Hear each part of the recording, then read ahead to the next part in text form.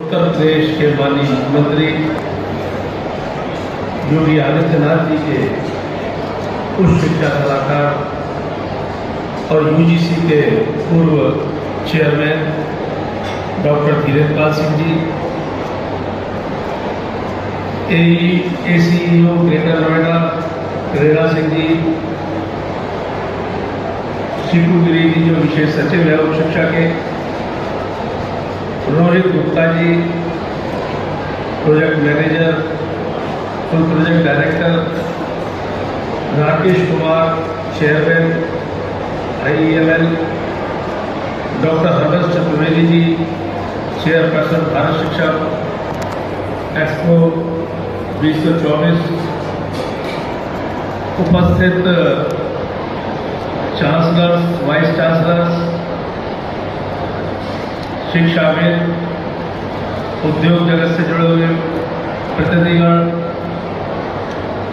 सभी का मैं सबसे पहले इस समागम का हार्दिक स्वागत करता हूं, अभिनंदन करता हूं। आज का ये एकत्रीकरण वास्तव में एक संगम बन गया है शिक्षा क्षेत्र के लिए, जहां पर शिक्षाविद भी है, शिक्षा का जो भविष्य उद्योगों से जुड़ा हुआ होता है उसके प्रतिनिधि भी है, आसपास छात्र उन स्टॉल्स को देख रहे हैं क्योंकि उनका भविष्य का निर्धारण कर रहे हैं, वह भी है और एक संगम है, महासंगम है।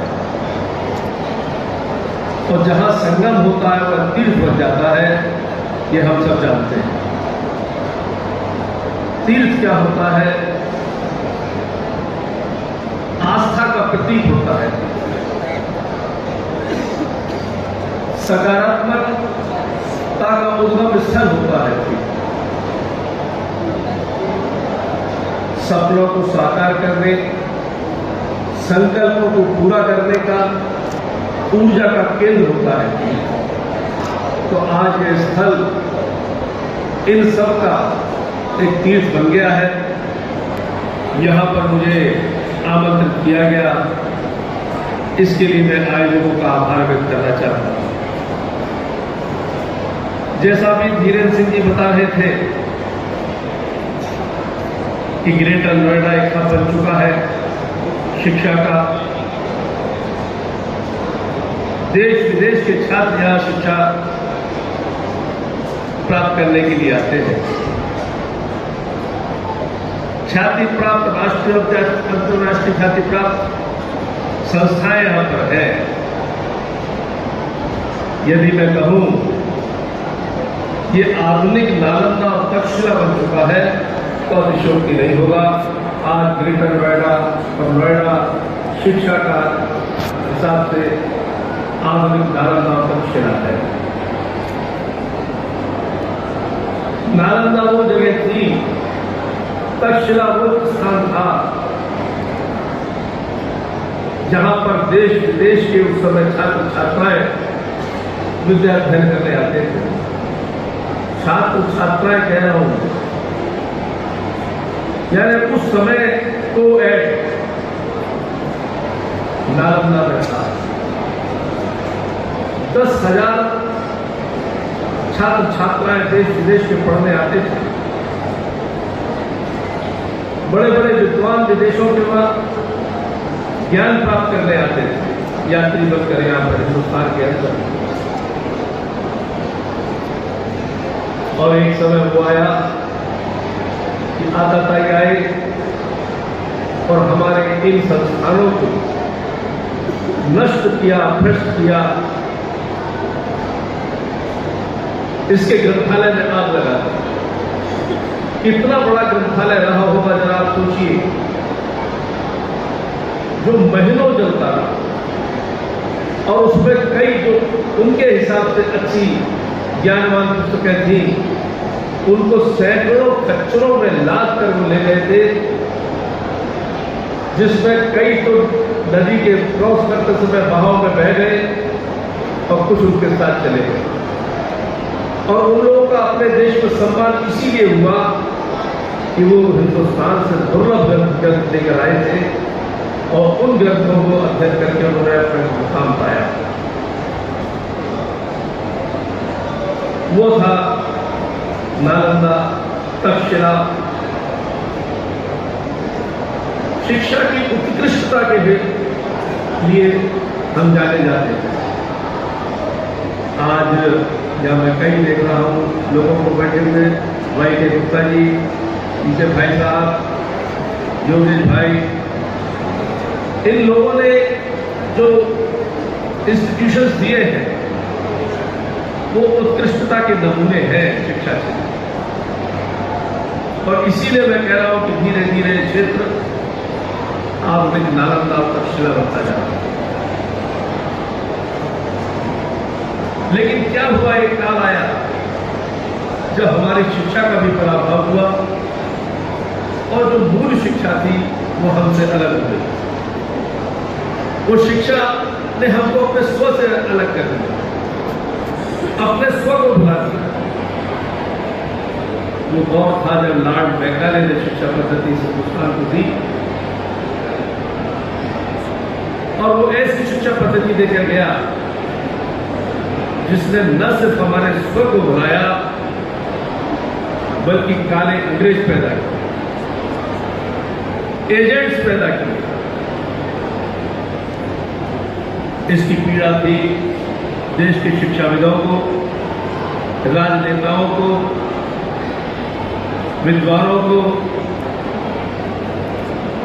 फिर 2020 का कार्यकाल आया, हमारे नेता मोदी ने नई राष्ट्रीय शिक्षा नीति दी, NEP 2020, जिसके मूल में, जैसा अभी धीरज जी ने बताया, कि वैश्विक नागरिक तैयार करना, लेकिन अपने मूल से, जड़ से जुड़ा रहे ऐसे नागरिक तैयार करना। दूसरे शब्दों में मैं कहूं, जिस अभाव को, जो अभाव खटकता था लॉर्ड मैकाले की न्यू शिक्षा पद्धति से, उसको दूर किया शिक्षा को संस्कार से। ये 3 वाक्य के मूल में पूरे शिक्षा के कार्यक्रम और पाठ्यक्रम बनते गए, जो NEP के 3 वाक्य मूल में है। शिक्षा को संस्कार से जोड़ना, शिक्षा को रोजगार से जोड़ना, शिक्षा को तकनीक से जोड़ना। और स्वामी विवेकानंद जी ने भी शिक्षा के बारे में जब एक जगह अपने उद्बोधन में कहा था कि शिक्षा वह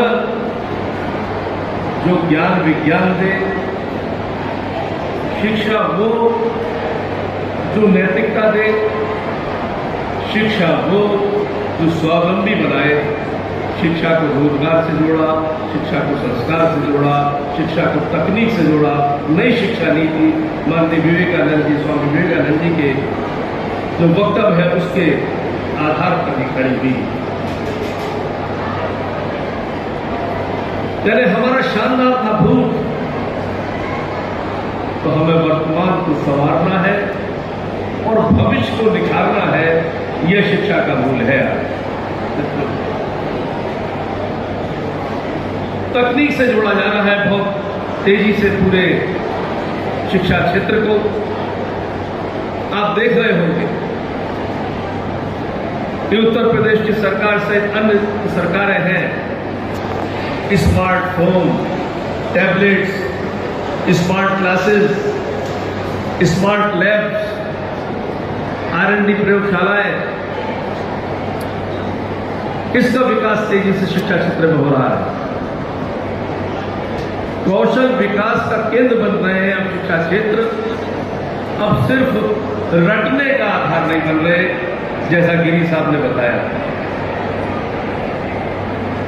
आर्गोनिक्स का सिद्धांत हमने पढ़ा था कि जब कोई द्रव रटा था, पढ़ा क्या था? जब कोई वस्तु द्रव्य में डाली जाती है उसके भार में कमी आ जाती है और ये कमी उसके हटाए हुए द्रव के बराबर होती है। समझते नहीं थे, रटते थे। आज समझा के बताया जाता है, प्रयोग करके बताया जाता है, तो उसके समझ में आती है बच्चे के, और वो उसको फिर रटता नहीं है, उसको फिर तलाशता है कि कहाँ कहाँ ऐसा होता है। छोटा सा उदाहरण गांव के क्षेत्र का दें, कुएं में बाल्टी डाली जाती है और डाल के जब तक वो पानी में रहती है तब तक आसानी से खींचते हैं, और जैसे ही पानी से ऊपर आ जाती है तो एक झटका लगता है जोर लगाने के लिए। या जब पानी उसमें उस बाल्टी में तब भी था जब अंदर थी, लेकिन कम भार की थी, जब ऊपर आती है तो असली भार, जब द्रव में गई, पानी में गई, तो उसका भार में कमी आई। तो यह सब बताया गया। उत्कृष्टता को, नवाचार को प्रोत्साहन दिया जा रहा है नई शिक्षा नीति। AI सेंटर्स बन रहे हैं, तकनीक से तेजी से जोड़ा जा रहा है नई शिक्षा नीति के द्वारा। अभी हाल में ही 3 नए सेंटर, एक तो रोपड़ में IIT वो एग्रीकल्चर के इंटेलिजेंस से जोड़ा गया है। ऐसे ही दिल्ली में एम्स और IIT ये मेडिसिन और हेल्थ, आर्टिफिशियल इंटेलिजेंस और इंटेलिजेंस से कैसे इसमें तरक्की दी जाए, इसके लिए जोड़ा गया। ऐसे ही कानपुर में का IIT स्मार्ट सिटी, नगर के विकास, इससे जोड़ा गया है। KG to PG एक शिक्षा का सेंटर बने। हाल में हमारे मुख्यमंत्री जी ने, उनके मार्गदर्शन में उस शिक्षा विभाग ने उत्तर प्रदेश में 6 ऐसे शहर सेलेक्ट किए हैं जहां पर KG to PG का पूरा कैंप शिक्षा का एक जगह होगा।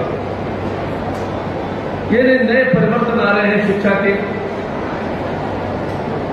और शिक्षा को नए आयाम दिए जा रहे हैं, नई ऊंचाइयां दी जा रही हैं। लेकिन वही बात जो धीरज जी अभी कह के चुके हैं कि मूल को नहीं भूले हैं हम। वैश्विक नागरिक तैयार करना होगा, लेकिन जड़ से जुड़ा हुआ छात्रा हो, यह ध्यान रखना। तो शिक्षा को हम किस ओर ले जा रहे हैं? माननीय मोदी जी, हमारे माननीय योगी जी, दोनों बड़े चिंतित हैं कि कैसे शिक्षा को नया कलेवर दिया जाए, नए तेवर दिए जाए, जो नए भारत का निर्माण कर सके आने वाले युग में हम। और यही कारण है कि इस बार हम लोग, ये पिछले 2.5 साल की उपलब्धि माननीय योगी जी के मार्गदर्शन में, लगभग 46 निजी विश्वविद्यालय बन चुके हैं और 26 टोटल विश्वविद्यालय हो चुके सरकारी। सोचिए, इससे पहले शिक्षा को कितना हल्के में लिया जाता है। उत्तर प्रदेश में 8 कमिश्नरी ऐसी थी जहां एक भी सरकारी विश्वविद्यालय नहीं था। हमारे नेता योगी जी ने संकल्प लिया चुनाव से पहले कि अब हर कमिश्नरी स्तर पर एक सरकारी विश्वविद्यालय होगा, और 2 साल के अंदर यह संकल्प पूरा हुआ। यह उनके जुनून था, क्योंकि वो जानते थे शिक्षा भविष्य का नींव है। नए नए विश्वविद्यालय आए, अच्छे अच्छे विश्वविद्यालय आए, इसके लिए प्रोत्साहित किया मैंने हमारे विभाग को। और उनके कार्यकाल में लगभग 16 नए निजी विश्वविद्यालय इंट्रोड्यूस हुए हैं। अभी 3-4 बिल्कुल होने को तैयार है, कभी भी अगले महीने तक हो सकते हैं। योगेश जी हंस रहे हैं क्योंकि इनका भी उसी लाइन में है। बैंक जी, सॉरी, इनके फादर का नाम योगेश जी है। तो ये सब उनके कुशल नेतृत्व का परिणाम है। और देखिए कितनी बड़ी उपलब्धि है कि कल ही, परसों बल्कि आगरा विश्वविद्यालय को A+, जो कि सबसे पिछड़ा हुआ विश्वविद्यालय माना जाता था, और 2 साल के अंदर, 2.5 साल के अंदर कैसा कलेवर बदला है कि NAAC रैंकिंग में A+ ग्रेड पाया है। आज उत्तर प्रदेश में 7 सरकारी विश्वविद्यालय, अभी निजी की बात नहीं कर रहा हूं, और ये निजी विश्वविद्यालय तो चुनौती है, उनको ये चुनौती स्वीकार करनी होगी। यहां बैठे कई संस्थान चलाने वाले कि 26 में 7 विश्वविद्यालय A++ और 4 A+, जबकि निजी विश्वविद्यालयों में 6 A+ और 4 A ग्रेड के हैं। आज उत्तर प्रदेश में सबसे ज्यादा ग्रेड प्राप्त विश्वविद्यालय हो चुके हैं। ये हमारे योगी जी के शासन की उपलब्धि है। जिस उत्तर प्रदेश का एक भी विश्वविद्यालय 500, पहले 500 में नहीं आता था, तो हिंदुस्तान के 500 विश्वविद्यालयों में कहीं स्थान नहीं था। आज पहले 100 स्थान पर 3 विश्वविद्यालय हो चुके हैं। UGC ग्रेड 1 में 3 विश्वविद्यालय स्थान पा चुके हैं। यानी कलेवर बदल रहा है, तेवर बदल रहा है। नए NEP के अकॉर्डिंग विश्वविद्यालय अपने को चला रहे हैं। अभी नई शिक्षा नीति जो बनाई है माननीय योगी जी के दिशा निर्देशन में, अब उनका लक्ष्य है कि हर जिले में एक विश्वविद्यालय हो, चाहे सरकारी या निजी, और उसमें आमंत्रित कर रहे हैं। कई इंसेंटिव्स हैं, जैसे जमीन के रजिस्ट्री पर छूट, निर्माण पर सरकारी अनुदान और तरह तरह के कई। उससे शिक्षा के लिए, उनके लिए कितनी महत्वपूर्ण है, क्योंकि वो जानते हैं कि शिक्षा ही पूरे समाज के हर क्षेत्र की धुरी है। विदेशी विश्वविद्यालय जहां के हमारे छात्र पढ़ने जाते थे किसी विदेश में, वो बुलाए जा रहे हैं, आमंत्रित किए जा रहे हैं कि अपने जो इनका स्किल है उसको उत्तर प्रदेश में लाएं, उनको इंसेंटिव दिया जाएगा। ऐसे नए महाविद्यालयों के लिए नए नए इंसेंटिव्स। अभी पिछले ही मंत्रिमंडल में योगी जी ने एक प्रस्ताव पारित कराया हम लोगों से। अभी तक जो भी संस्थाएं उत्तर प्रदेश में यूनिवर्सिटीज खोलती थीं, उनका चाहे ट्रस्ट का से खोलती हो, ट्रस्ट के माध्यम से, चाहे कंपनी के, चाहे सोसाइटी से, या तो उत्तर प्रदेश में रजिस्टर्ड हो या केंद्रीय रजिस्ट्रेशन। नए संशोधन के अनुसार अगर हिंदुस्तान में कहीं भी रजिस्टर्ड है वो, तो हम उसको खुलवा सकते हैं, एक नई नीति जो। तो ये सब वो चीजें हैं जो उत्तर प्रदेश में शिक्षा का बढ़ता हुआ कलेवर और तेवर बताते हैं। आपका ये समागम जो आपने किया है 11 से लेकर 13 तक का है, यहां पर बड़े बड़े शिक्षाविद आएंगे, इस क्षेत्र से जुड़े हुए लोग आएंगे, उद्योग जगत से जुड़े हुए लोग आएंगे, अपने अपने विचार प्रकट करेंगे, बहस मुबाहिस होगा, चिंतन होगा, मनन होगा, मंथन होगा। उस मंथन से जो अमृत निकलेगा उसका समाज में वितरण होगा, और वो वितरण क्यों होगा, कि मंथन क्यों हो रहा है। मेरे नेता मोदी ने एक संकल्प लिया है कि 2047 तक हिंदुस्तान को विकसित भारत बनाना है, 5 ट्रिलियन इकोनॉमी तक पहुंचाना है। उत्तर प्रदेश में हमारे नेता योगी जी ने भी 1 ट्रिलियन इकोनॉमी का लक्ष्य बनाया है, रोजगार देने हैं, और इन सब का जड़ में शिक्षा भी एक अपनी अहम भूमिका निभा सकती है। यह भी हम लोगों ने सोचा। जब इतने बड़े बड़े विश्वविद्यालय आ रहे हैं, इन्वेस्ट कर रहे हैं, तो 1 ट्रिलियन इकोनॉमी बनाने में उनका एक योगदान है। ये राष्ट्र सेवा है, वो सिर्फ व्यापार करने नहीं आ रहे। अब वे बैठे हमने गुप्ता जी, याकूबाई का गुप्ता जी, इनके कई विश्वविद्यालय और नए क्यों खोले? क्योंकि पैसा तो पर्याप्त है, भगवान के पास, लेकिन देश सेवा कैसे हो सकती है शिक्षा के माध्यम से, इसलिए नए विश्वविद्यालय खोले जाते हैं इनके द्वारा। ऐसे कई लोग बैठे हैं, गुप्ता जी चूंकि आगरा के, इसलिए मैं इसको सीधे उद्बोधित कर रहा हूं। और इनका भी एक अपने मयंक जी का भी ऑफ कैंपस के लिए जो मैंने कहा भी शायद 15-20 दिन में मिल जाएगा, कुछ अड़चन थी। हालांकि इसमें गलती नहीं थी, मैडम आपके यहाँ की गलती थी, बैठिए सुना नहीं उन्होंने, बताइए आपके यहाँ की गलती से इसको सफर करना पड़ रहा है। मैडम से कह रहा हूं,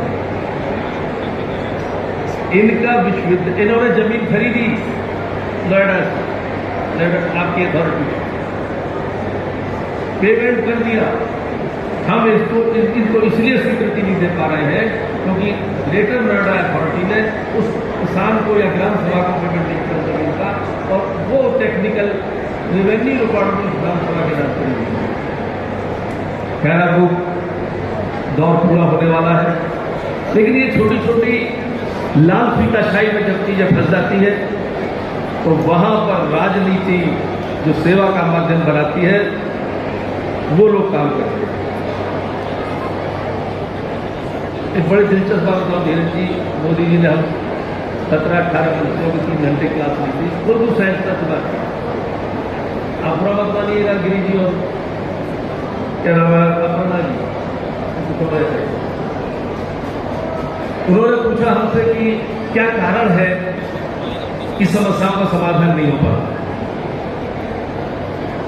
अब मोदी जी पूछ रहे हैं तो थोड़ा सा भाई हम लोग कैसे, हमने कहा आप ही बताइए। उन्होंने कहा आप लोग जो जनता के प्रतिनिधि हैं, डेमोक्रेटिक सेटअप के हैं, ये हर बात पे हाँ करना चाहिए, हर बात हो जाएगा। अरे जो हो सकता है उससे कहिए हो जाएगा, जो नहीं हो सकता कहिए नहीं हो सकता। और ब्यूरोक्रेटिक सेटअप हर बात पर ना करना छोड़ दे, फाइल उठाते हैं, कहता नहीं हो सकता। समस्या का समाधान जल्दी है। एक बड़ा संदेश दिया उन्होंने कहा अगर आप कोई कहे कि कल आसमान के तारे तोड़ लो, आपको आज ही तोड़वाएंगे, तुम जनता को पहले मुझे वोट दे दो, बस आपको आज ही तोड़वाएंगे साथ। तो हमको हमेशा पॉजिटिव एटीट्यूड रखना चाहिए। उन्होंने जो कल्पना दी है कि विकसित भारत का निर्माण करना है, मुझे लगता है कि ये जो मंथन होगा यहाँ पर 3 दिन का, तो कोई ना कोई ऐसा अमृत निकालेगा जो विकसित भारत को ले जाने में एक कदम आगे होगा। हम सबकी जिम्मेदारी है, और आप जो लोग कर रहे हैं, ये विकसित भारत के लिए ही एक चरण है, एक कदम है। आगे भी